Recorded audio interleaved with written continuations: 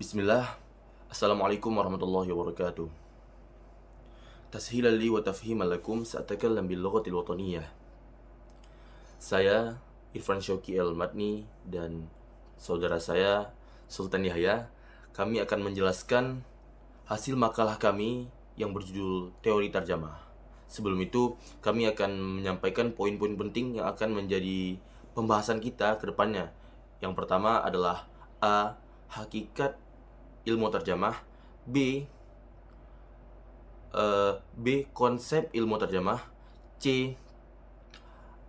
Unsur-unsur ilmu terjemah. Dan D. Asumsi-asumsi dalam ilmu terjemah. Kita masuk ke dalam poin A, yaitu hakikat terjemah. Sebelum itu, terjemah adalah proses mengalihkan makna dari satu bahasa ke bahasa yang lain tanpa mengubah pesan ataupun makna yang terkandung dalamnya. Dalam bahasa Arab, terjemah berfokus kepada proses pengalihan makna dari satu bahasa ke bahasa lain dengan bertujuan agar teks ataupun bacaannya dapat dipahami ataupun didengar oleh orang lain dengan bahasa yang berbeda. Jadi, ilmu terjemah itu adalah ilmu yang dimana kita dapat memberikan pemahaman kepada orang lain dari bahasa yang berbeda, dengan bahasa yang berbeda. Dalam konteks bahasa Arab, terjemah itu dibagi menjadi dua. Yang pertama, terjemah harfiah, dan yang kedua adalah terjemah maknawiyah. Kita masuk terjemah yang harfiah. Terjemah harfiah adalah terjemah yang dimana kita mengartikan kata per kata, huruf per huruf. Metode ini memang terkenal dan biasanya metode ini dipakai di kelas-kelas awal seperti pengenalan-pengenalan seperti SD, SMP, dan sebagainya. Karena metode ini memang dapat menyampaikan pemahaman secara mendasar, akan tetapi sering sekali metode ini kehilangan makna dan poin-poin penting dari suatu dialek.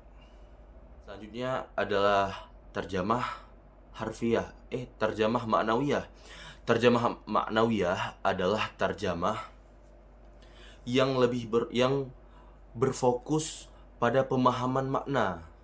Berbeda dengan terjemah harfiah yang mengartikan kata per kata.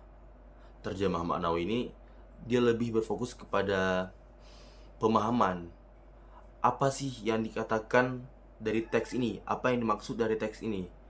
Kita ambil contoh dengan mahfuzat dari bahasa Arab, mahfuzat Arab, yaitu al-waqtu kasayf in lam taqta'uhu qata'aka. Kita gunakan metode yang pertama, yaitu harfiah, mengartikan kata per kata. Al-waqtu, waktu, kasayf, seperti pedang. In lam taqta'uhu, jika kamu tidak memotongnya, qata'aka, maka dia akan memotongmu. Jelas bagi kita arti dari mahfuzat itu tersampaikan kita. Seperti yang saya katakan sebelumnya, metode ini memang dapat memberikan pemahaman dasar kepada kita, tapi seringkali kehilangan strong point, kehilangan makna mendalam yang terkandung dalam teks ini. Kita gunakan metode yang kedua. Sekarang coba. Al-waqtu kasayf in lam taqta'uhu qata'aka. Waktu itu sangatlah berharga. Jika kamu tidak memanfaatkannya, maka ia akan berlalu begitu saja. Jelas kita lihat perbedaan dari makna yang pertama dan makna yang kedua. Makna yang kedua ini dia lebih menekankan pada pemahaman apa sih yang dimaksud dari mahfuzat ini. Apa sih yang dimaksud dari teks atau dialek itu? Apa yang dimaksud? Ternyata yang dimaksud adalah dimana kita harus sebaik mungkin menggunakan waktu, efisiensi waktu kita, dipergunakan untuk apa, diperbuat untuk apa, dan sebagainya. Terlihat jelas bagi kita perbedaan maksud dan makna dari dua metode ini. Oleh karena itu, eh, dalam konteks-konteks agama seperti Al-Quran, itu ilmu terjemah memegang peran penting di sana karena dapat memberikan pemahaman yang mendalam dan eh, akurat kepada kaum muslimin seluruh dunia, terlebih lagi kepada orang-orang yang tidak fasih berbahasa Arab ataupun tidak mengerti dan tidak tahu bahasa Arab. Mereka dapat memahami bahasa Arab dengan baik dan lancar dengan ilmu terjemah. Akan tetapi dengan bahasa Arab yang sangat kaya dengan kosakata dan makna dan sebagainya, seringkali dalam Al-Quran terjemah disertai dengan asbabun nuzul dan tafsiran-tafsiran lain agar pemahaman dapat tersampaikan kepada pembaca dengan lebih akurat. Untuk selanjutnya yaitu konsep terjemah akan dijelaskan oleh saudara kita Sultan Yahya. Bismillahirrahmanirrahim. Assalamualaikum warahmatullahi wabarakatuh. Alhamdulillahi musalliyan ala Muhammad wa alihi wa man tala. المحترم والمكرم فضيلة الشيخ عبد الله حفظه الله وسدد الخطاه نفعنا الله بغزير علومه وبحسن عذابه ولطفه. طيب، جئناكم اليوم من فرقة الثانية لأن نعرض هذه القضية، لأن هذه القضية تقول النظارات الترجمة. وتنقسم هذه الفرقة على شخصين جميلين مؤمنين ومسلمين، ألا وهما أنا السلطان يحيى وصاحب الكريم إرفان شوقي المدني. وسيتحدث المتحدث الثاني من صاحب المحبوب إرفان شوقي المدني، وعليه فليتفضل مشكورا والمعجورا. Baiklah teman-teman, saya akan melanjutkan penjelasan dari teman saya Irfan Shauqi Al-Madani, iaitu kita memasuki ke poin yang B, konsep terjemah. Konsep terjemah kami jabarkan di sini terbagi menjadi 3. Yang pertama adalah menjelaskan tuturan dengan bahasa yang sama, yaitu bahasa Arab dengan bahasa Arab dijelaskan dengan bahasa yang sama. Misalnya kita ambil pada contoh yang telah tertera di layar ini, fi amanillah dan intabih fi tariq. Ayyuhuma aswab? Ketika kita ingin mengatakan hati-hati di jalan, hal ahlul Arab yaqulun intabih fi tariq? La, innahum yaqul fi amanillah wa laysa intabih fi tariq. Thumma thani, menafsirkan tuturan dengan bahasa yang berbeda. Misalnya bahasa Arab dijelaskan dengan lebih lanjut menggunakan bahasa Indonesia atau sebaliknya. Dengan demikian, penerjemah disebut pula sebagai penjelasan atau penafsiran tuturan bahasa. Kemudian yang ketiga adalah memindahkan tuturan dari suatu bahasa ke bahasa lain, seperti mengalihkan bahasa Arab ke bahasa Indonesia. Karena itu penerjemah disebut pula sebagai pemilih bahasa. Kemudian ada juga penerjemahan. Merupakan kegiatan komunikasi yang kompleks. Kita ulangi lagi, penerjemahan merupakan komunikasi yang kompleks dan melibatkan terhadap 4 hal. Perhatikan kembali di sini. Yang pertama adalah si penulis, yaitu menyampaikan gagasannya dengan bahasa dan narasumber. Kemudian yang kedua adalah penerjemah, yang menyampaikan gagasannya, memproduksi gagasan tersebut dalam bahasa yang penerima. Kemudian yang ketiga adalah pembaca yang memahami gagasan melalui penerjemah. Yang keempat adalah amanat atau gagasan yang menjadi fokus perhatian ketiga pihak tersebut. Kemudian teman-teman, kita memasuki ke poin yang C, yaitu unsur-unsur ilmu terjemah. Nah, di sini mohon kita perhatikan kembali bahawa unsur-unsur ilmu terjemah itu ada 6. Yang pertama, as-siyaq. Apa makna as-siyaq? As-siyaq iaitu konteks. Dalam memahami konteks kalimat teks asli, itu sangat penting agar terjemah dapat akurat dan sesuai dengan apa yang diinginkan oleh si penulis. Contohnya, alhamdulillah. Contohnya di sini kita tulis adalah al-jawu baridun yaum. Al-jawu baridun jiddan al-yaum. Itu cuaca di hari ini sangat dingin.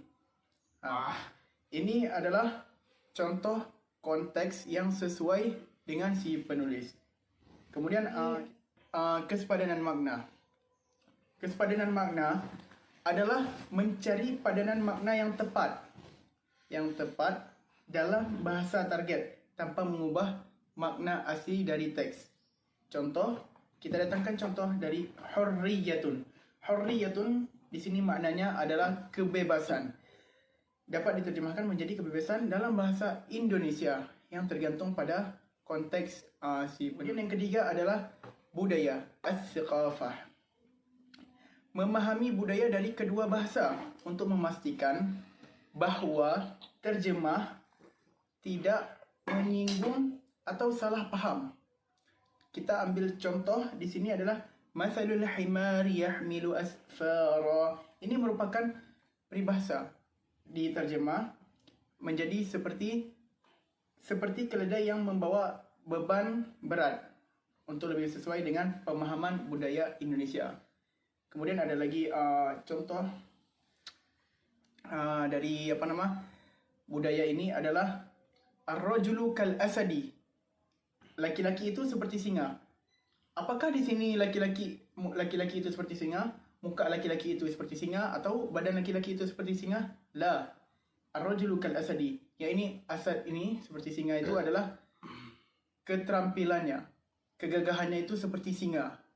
Ya, itulah dimaksud oleh kebudayaan. Kemudian ada tarkibul jumlah, iaitu struktur kalimat. Dalam terjemah memperhatikan struktur kalimat dari bahasa asli dan menyesuaikan dengan bahasa target agar tetap alami dan mudah dipahami.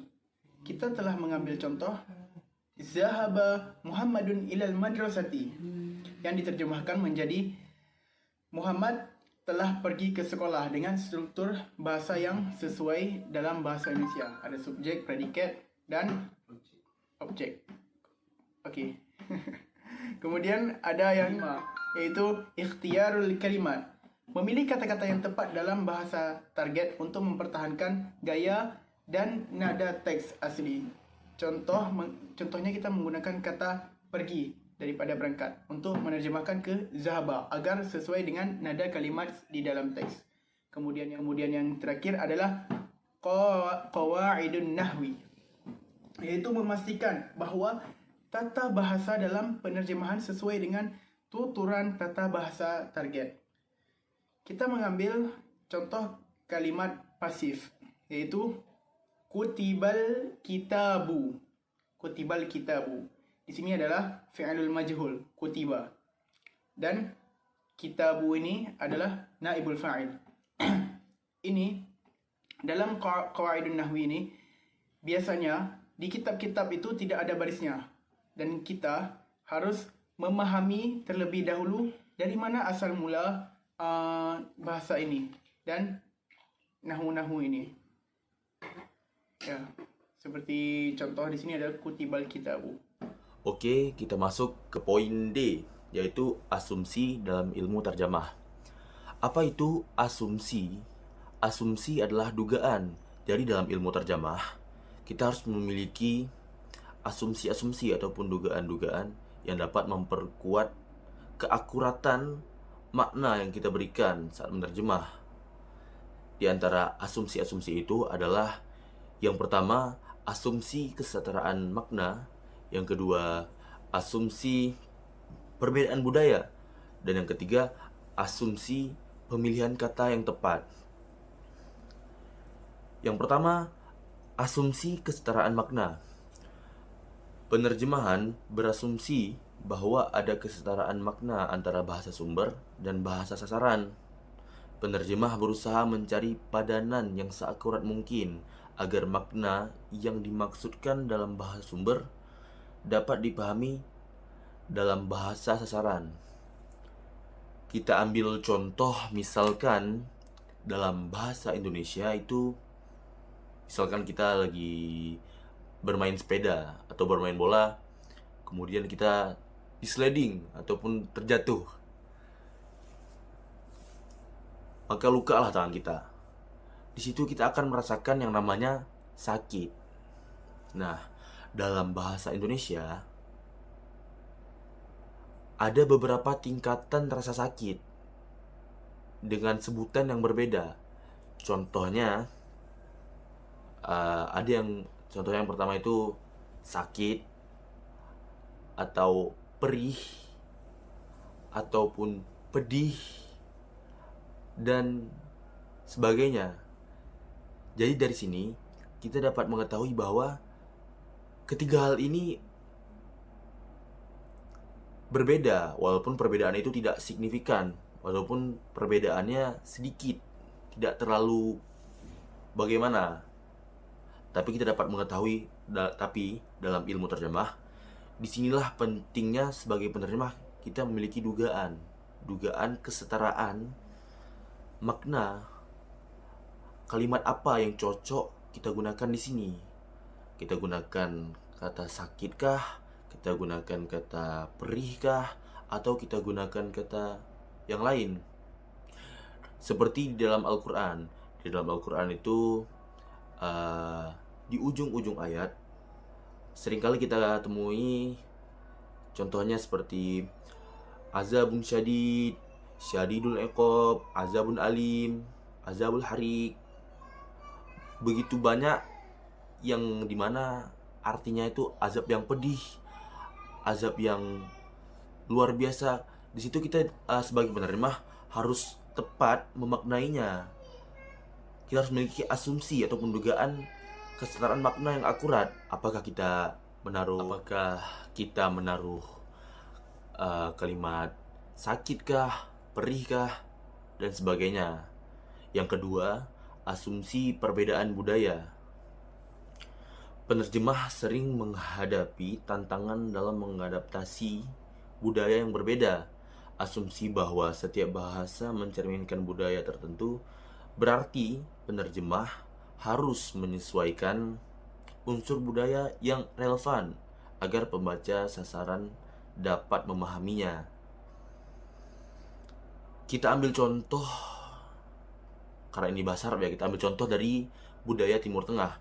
Budaya Timur Tengah itu terkenal dengan sapaan. Jadi setiap bertemu atau berpapasan dengan saudara ataupun siapapun, mereka pasti akan mengucapkan salam.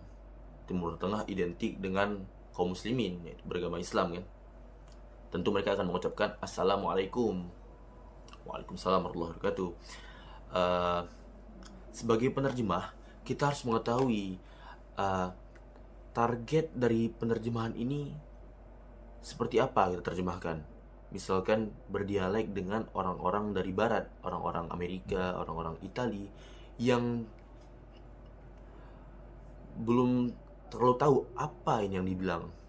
Jadi sebagai penerjemah, untuk pemahaman yang mendalam, untuk pemahaman yang sesuai, mungkin mereka dalam bahasa Inggris akan mengambil kata how are you dan sebagainya. Yang kedua, budaya di Timur Tengah itu mereka sangat menjunjung tinggi kehormatan seseorang, baik itu dalam keluarga ataupun jabatan dan sosialnya sebagai macam.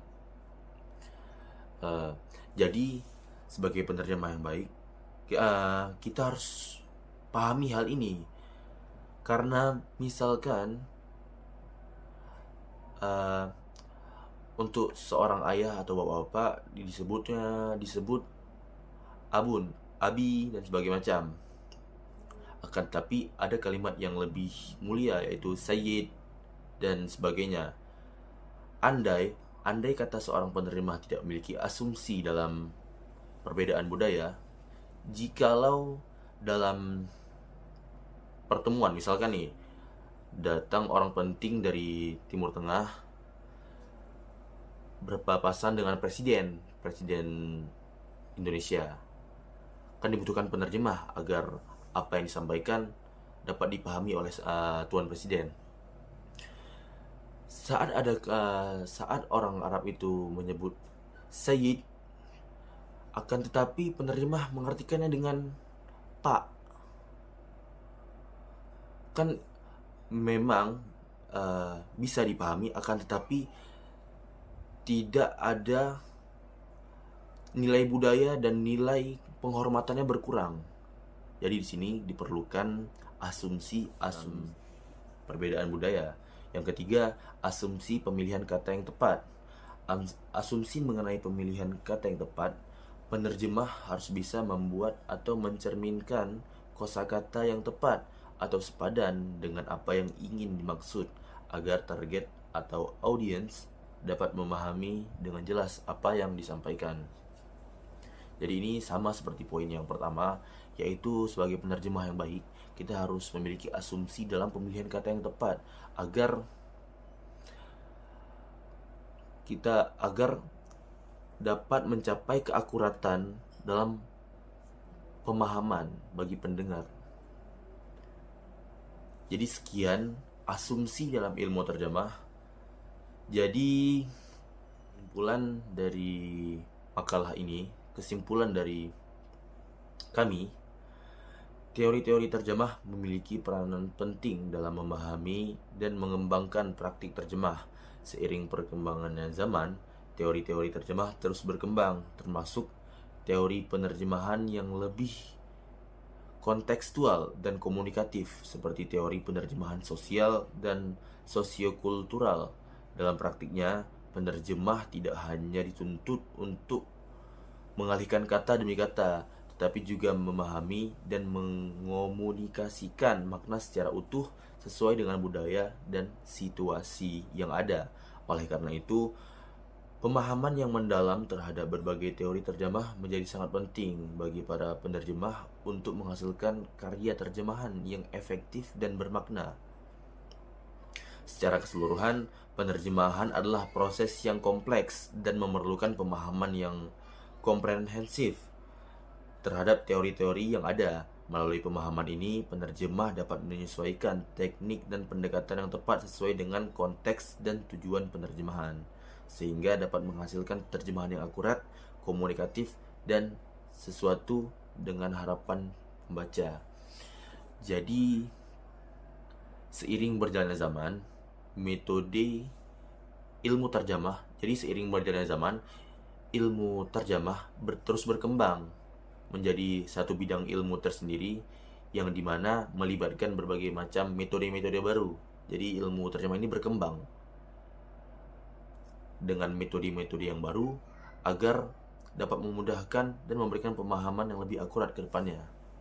Sekian dari kami, saya Irfan Syauqi Al-Madni dan saudara saya Sultan Yahya. Terima kasih atas perhatian dan waktunya. Sekian, Assalamualaikum warahmatullahi wabarakatuh.